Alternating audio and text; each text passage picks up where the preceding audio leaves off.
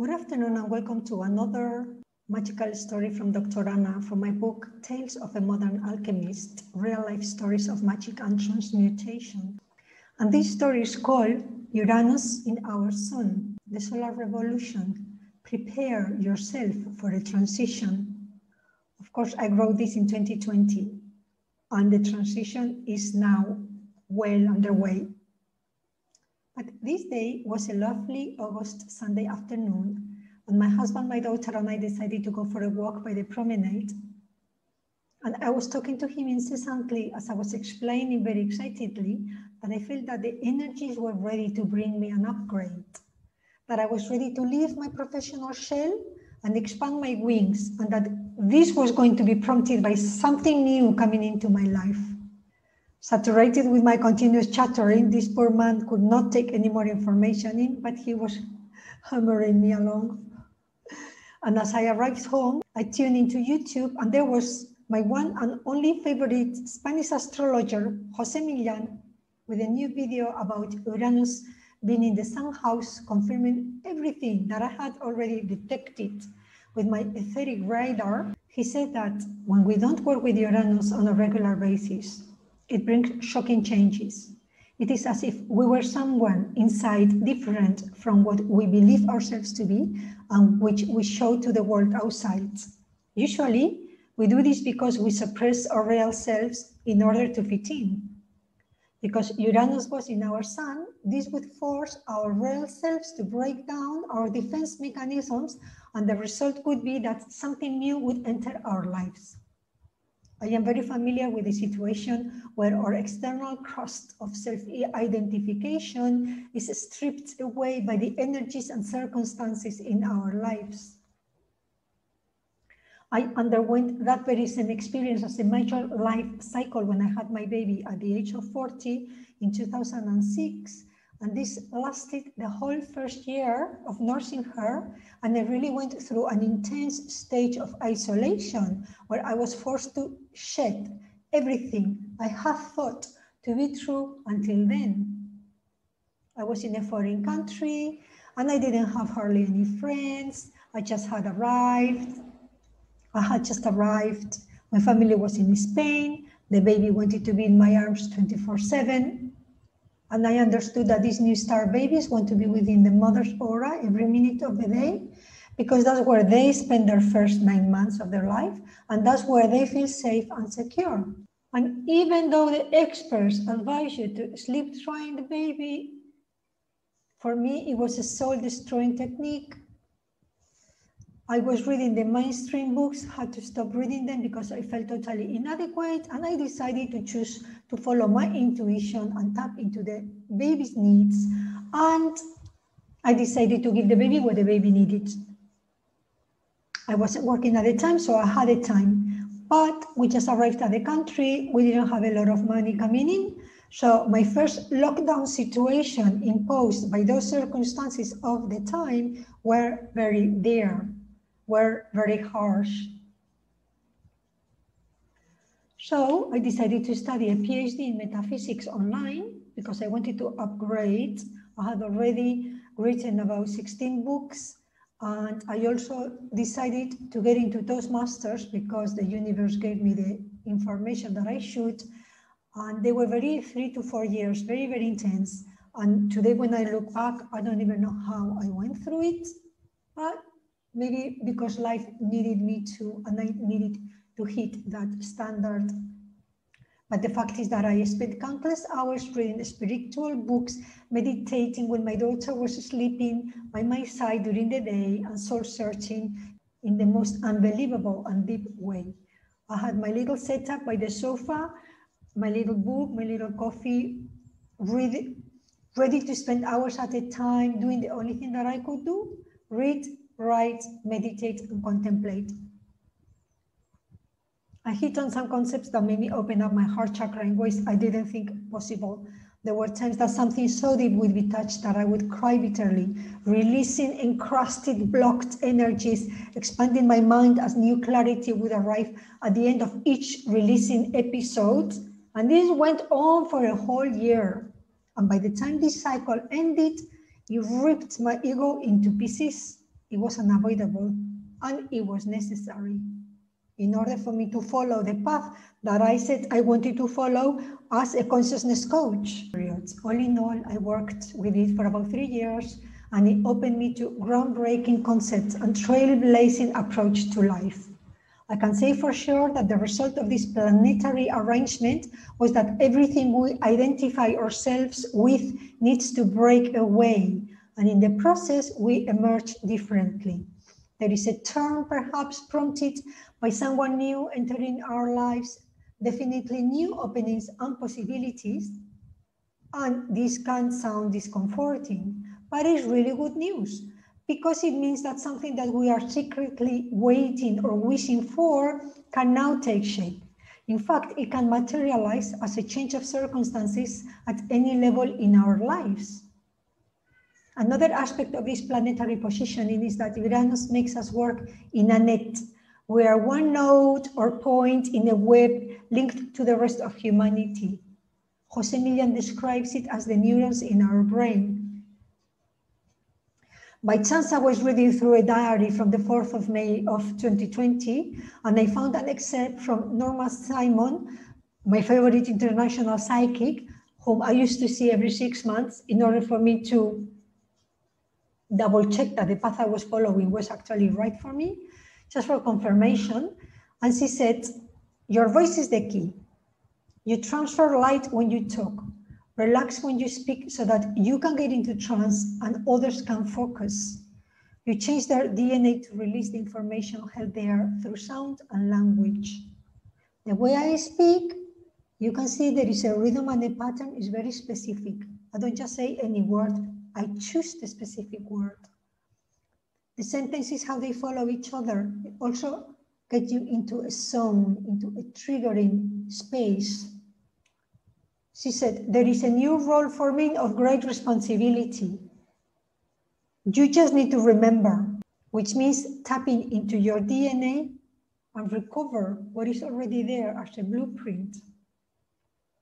It will start with a change in attitude, living life in a completely new way, and you will receive an upgrade. That was the message. It was true. January 2019, I decided that I wanted to build a free online library of metaphysical posts from the 17 books that I had written so far, and I devoted all my time to do it. But the technology that I knew wasn't like today, so my videos were not physical in person, they were recorded. People didn't resonate. But by July 2019, after having pushed against all the common sense that my intuition was dictating, I was going against what I knew I should be doing. I was getting so far away from my own path of joy that I had to stop completely because I felt awful, exhausted, and I didn't know where I was going anymore. I had managed to produce about 80 videos, podcasts, blogs, gathered over 9,000 contacts in LinkedIn, more than 400 members in my group, live discussions with Dr. Anna in my YouTube channel. It was just too much. And it was like a race against time. I didn't know where I was going so fast and what for. So I decided to simply stop and regroup. And as I stopped, I entered an existential crisis. Not the first time. I've been there before. So I knew I would overcome it, but it was scary. And it hit me unexpectedly. And it was more intense than I thought it would be. And I needed to redirect myself. So by September 2019, I started to listen to Abraham Hicks on YouTube. And then my mindset started to just adjust little by little, starting to settle. And I felt as if I needed to leave behind an old language, which is my old spiritual language, on which I built all my books. That's why I am rewriting them today as I go, putting the posts and these videos and everything else. So I'm upgrading my whole collection and expanding the offering. As I want in the future courses. I have audiobooks, video, YouTube, articles, books, everything else. I am bringing it all into life and rewriting as I go. I needed to connect to a new language, and at the time I didn't know what it was. But very shortly I found it. because by November 2019, listening to Greg Baden and Bruce Lipton, areas of epigenetic neuroscience, vibrational psychology, I started to understand that we need to also work with the unconscious mind, which rules 95% of our waking time, and start working as well on focused thinking. Kind of, my right brain is my spiritual brain, and I have been working on it for over 20 years. And now the idea was to link both brains, left and right, and work with it together, connecting both. Norma said I would receive an upgrade. And that's exactly how I felt. One day in December 2019, I felt as if I had finally discarded my outmoded way of seeing the world. It took about 6 months. And I was entering a new and more empowered one. And by January 2020, I was full of new hopes and ideas. It felt liberating. It felt as if I stepped into a new world. So I decided to go back to looking at my information that I had gathered over time about who I thought I was, and looked at my archetypes from Caroline Myss, mixed with my totem animals to see what I could get in common, like a more distilled, more powerful focus for my direction. And I found that my specialization comes from house 2, which is Taurus or Earth, with an archetype of mentor. And the values are developing integrity. Integration means pulling your consciousness together.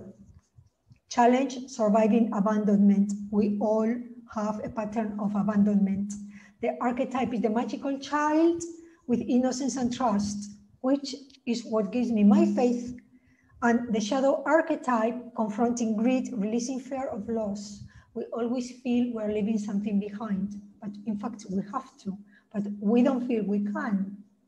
The totem is the whale, the author, writer, scriber, wordsmith, with record-keeping abilities, the wisdom holder. I have whale totem in this house, the writer or scriber with clairaudient capabilities, wisdom holder that comes from the Pleiadians and taps into the potential of working as a channel or link. And I remember Norma when she said, Anna's voice is a portal opener. The artist, the writer, the author is the ace, the skilled mentor, coach, educator, the guide or wordsmith who theorizes, in my case, with spiritual concepts or philosophy, hence becoming a specialist in my field. But I had already studied my PhD in metaphysics from 2006 to 2010. So at some level, I had already picked up the connection. And now I was happy that I had actually followed through because I could understand the reason why I did it. And now it was all done. My spirit told me years ago that I had been an energy engineer in Atlantis. If this was true, I could work with energies to weave them into new matrices, build with energy. In other words, the sound of my voice, together with my conscious intention, could rework or repair or calibrate other people's resonating genetic light language codes, the magnetic energies of the DNA or hidden potential, repairing their mind, body, and soul by releasing their his stories in order to redirect their future. This is a very convoluted way to say that I could help people heal, or that I could channel information and translate it into words to help people redirect their focus. During 2020, by the time of writing this book, and I published it by October, I was already onto an energy highway. I was receiving so much information so fast. I was creating all sorts of inspirational posts, medias, articles, podcasts. By this time, I wasn't driving myself to do it. I was just doing them as I went along, according to when they arrived in my mind without any specific goal. A friend said to me, "What did you intend to achieve?" "Nothing. It's just an expression of my soul, a labor of love." I continued to work on my YouTube channel, live discussions with Dr. Ana, and then I created its equivalent in Spanish, Elevando Conciencia, Raising Consciousness, together with my sister, medical doctor Esther Garcia. And I also created a Polyglot channel, Polyglot Basque, posting basic grammar lessons in Basque, French, Spanish, and English, and the various combinations of these languages. I was like a rocket that kept going, a machine working at full gas. But in April and July 2020, I had two distance attunements, a whale attunement and a Lemurian heart attunement. Attunements are energy transfers across time and space in the shape of a chi ball or energy ball. They are incredibly powerful and they raise your consciousness. These two attunements highlighted or reinforced the engineer or designer at heart level. The guide or teacher in me would tap into helping others integrate the consciousness by offering various products that resonated with color, with sound, with movement, with words. These blue whale Lemurian attunements are part of the initiation, healing, empowerment system by the site, I put it here, newearthenergies.org. And they assist you in clearing your energy fields and emotional body to awaken your cellular memory. In 2010, when I obtained my PhD and my DTM, Distinguished Toastmaster, I decided that I no longer wanted to hide between the name of a business, Stargate Communications, Life Path Coaching. I wanted to be myself. And I wanted to be that which I wanted to teach. You cannot teach something you don't know about. So I did not want to hide myself behind the name, and this is why I upgraded my name. And a friend of mine did a lexigram for me. A lexigram is a numerology of the vibrational energy in your name, in your full name, and it's not numerology. It's more like an intuitive play of letters to arrive at hidden potentials expressed in your name. As it is, the potential of my name changed from a number 2, Ana García Urquiaga, to a number 1, Dr. Ana García, PhD, DTM. And now the potential of my name was Arcturian Guardian, Graphic Grid, Teacher of DNA, Grid Data, Teacher of Guru, Mega Cure, Head Lead, meaning there is a toga, there is a level, there is a recognition, there is a reputation and a specialization.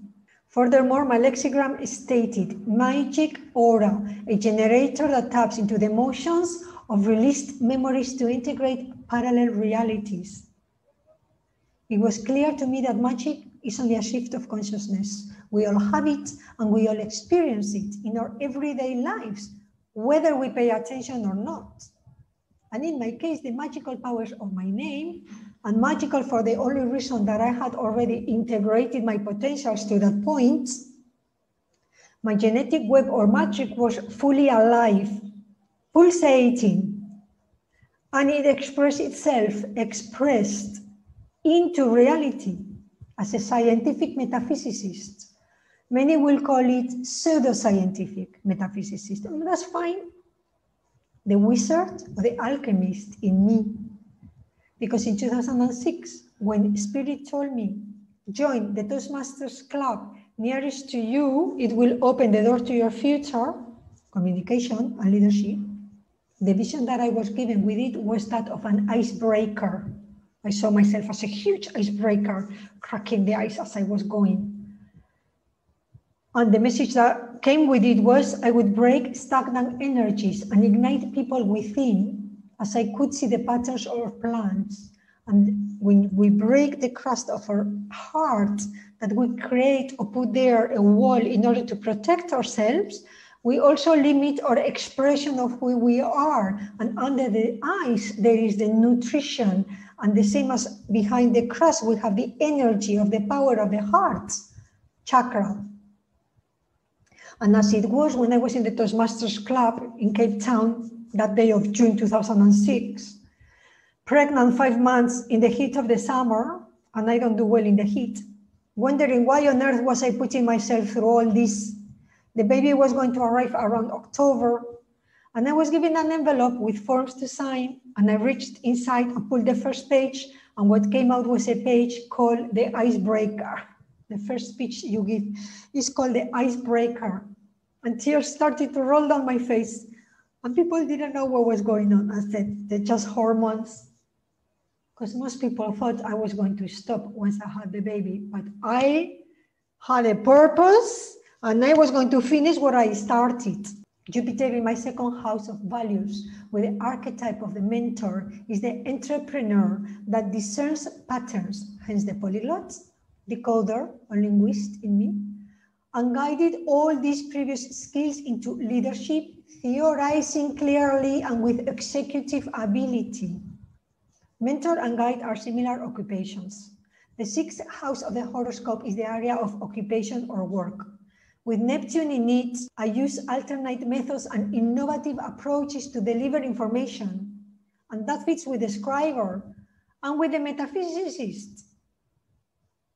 However, I also have the healer archetype in my seventh house, or relationships. So I need to put my skills as a specialist to help or serve others to integrate their consciousness. The process of energetic calibration is that of a channel, so as to speak, transferring energy to help people consolidate their own. My totem in this house is a lion. I had it hidden for a really long time, but in December 2018, I wanted to leave the school and Spirit said, no, it's not time yet, so I waited. That year, they consolidated the first level, they went into grade 9, and they got 22 children between the ages of 11 and 12. I had a whole group doing Spanish. And they corner me in the way young children do when they know that they overnumber you and they try to get away with doing anything except what you ask them to do, which is their homework and their work. And I almost succumbed, but the fighter in me, I had to either bring out the fire and set up strong boundaries or succumb. And it felt like a fight to death, literally, energetically speaking. One of those situations in life that either make you grow stronger or you quit and step out of that path for good, thinking that that's your next glass ceiling. I did win, but it took everything out of me. But I unearthed the courage, the strength, and personal power that I needed before moving to the next step, the power of the lion. Today, when someone crosses my boundaries, I just roar like a lion. It comes automatic. In the third house, I have the role of defender or protector and the archetype of the guardian of human dignity. So I believe that we need to learn to agree to disagree and permit others to follow their path without having to attack or defend ourselves. Every person has their own calling or destiny, and we can't or shouldn't force them to change their direction to benefit us. With Pluto in this house, I have the communication skills to allow me to express myself with conviction, strength, authority, and decisiveness. But I also have the totem Scarlet Macaw in this house, which gives my communication skills a range of language and emotion, which is called creative eloquence. That is, I tap into the energies of the moment spontaneously, and I translate them in a way that others may not be able, expressing them in a full range of energy frequencies. Normally, my coaching clients, I used to say, do you know why I'm saying what I'm saying? Do you resonate with it? And they used to say, yes. And I used to say, because I don't know why I am saying it. But ultimately, it would always help them. For me, a frequency of communication is a bracket of vibrational patterns that some people resonate with and some people don't. It depends on your level of consciousness at a time. So when you have a broader communication bracket, you can reach more people. In my case, I can communicate with people in general, from children to the elderly, people in almost any profession, any background, or economical level. I'm not scared of powerful people, because the heart connects us all. And when you open your heart chakra to compassion, you understand other people's right to be without expectations or conditions. Now you can see how a personality can be shaped with totems, archetypes, planets, past lives, gifts, attunements, energy work, healing sessions, current life contracts. Destiny becomes thus very strong, very aligned, very integrated. And when you wake up to your call, You and I and anyone who switched on becomes unstoppable. And although this is a lifetime journey, we can all get there if we decide that it's worthwhile working towards it. So I felt that all my skills were consolidating as I applied focus and concentration over a long period of time. My fifth house has the archetype of metaphysical scientist, dissecting, synthesizing spiritual data, putting it back together, reconceptualize it, rewrite it, to offer it, to teach it. And the totem is moose. In this same house, this archetype, fearlessness, resolution, or a headstrong spiritual searcher who won't take no for an answer and nor will be deterred. And that sums me up in just one paragraph. Jose always says that Uranus is upon us creating an electric transition, almost like a storm that we have been seeing coming slowly, watching the clouds gathering for a while, but maybe not acknowledging it, maybe choosing to look in a different direction. But I felt great peace inside to think that I had already made the internal transition to ready myself before this storm hit us, because I had already made the important transition. Now it was a second cycle of the same thing. So I used this time of lockdown as a bear in a cave, creating the specifics of what I wanted to do next, so that the next stage in my life started to shape. And so that I would not get struck by lightning, because Jose says that this is what happens when we don't address the signs. On the positive side, if you work with Uranus and address the signs, then these energies have the potential to light our way. But we need to be ready to address the changes. And depending on which house Uranus falls on, or house, relationships, traveling, work, arena, this is where we will see the destruction of the old paradigm and the construction of the new reality. Apparently, this happens every 5 to 6 years. Perhaps this explains the fact that I always change jobs every 5 or 6 years. Anyway, I was working with the spiritual energy of Uranus for about 3 years, in 2006 to 2009 or 10. And I think I've done it before, but that is when I consciously realized that I was doing it before all this arrived, and I couldn't put two and two together. But now looking backwards, I do, simply because it was upon me, and it would not let me go until I broke my existing safety net and recreated my new reality, which now I have done.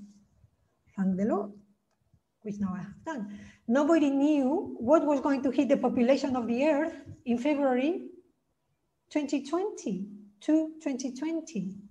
But by then, I had already completed my personal transition and was ready to step out to guide others with my message and roar if necessary to stand my ground. And unknowingly, throughout this work, I was taking a step towards the threshold of the new world. Thank you very much for listening. See you next time.